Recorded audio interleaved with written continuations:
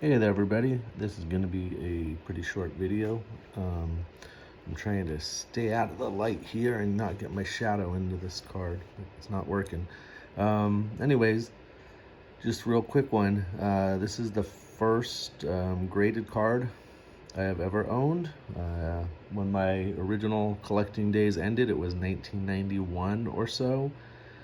And oh gosh, I didn't even look it up. I think grading didn't even exist whatsoever, or it was very tiny part of the market and very niche. I mean, I don't remember hearing of it until later when I wasn't collecting, and then I heard about it. I remember going to card shows and there wasn't grading. You just kind of did it yourself, or maybe the dealer told you this is very good or excellent. I don't know. We didn't really care that much as kids. So anyways, I still like raw cards, but I went down the graded path, and I'm sure I will do that some more. For me, the number one reason for me to buy graded cards is if it's a bit higher dollar cards, and I want to make sure it's a legit card. I mean, I'm sure the grading companies, I know the grading companies get fooled and make mistakes, but it's a much higher percentage that it's not a counterfeit card or has been altered, trimmed, or anything like that. So that's my number one concern in going with grading. I guess that it's, encased and protected is nice, although I like raw cards and being able to hold them, even though I would still put it in a top loader or something.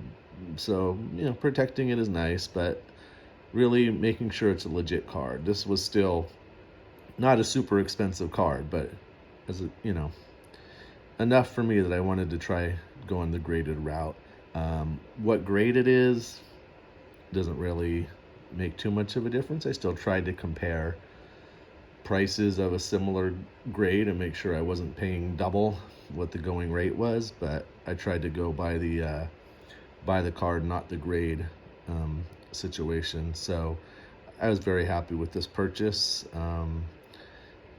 There's a billion videos out there with much more expertise than what I know about the different grading companies, but that was a decision too about to go with SGC or PSA pretty much. Getting shadows, I don't know.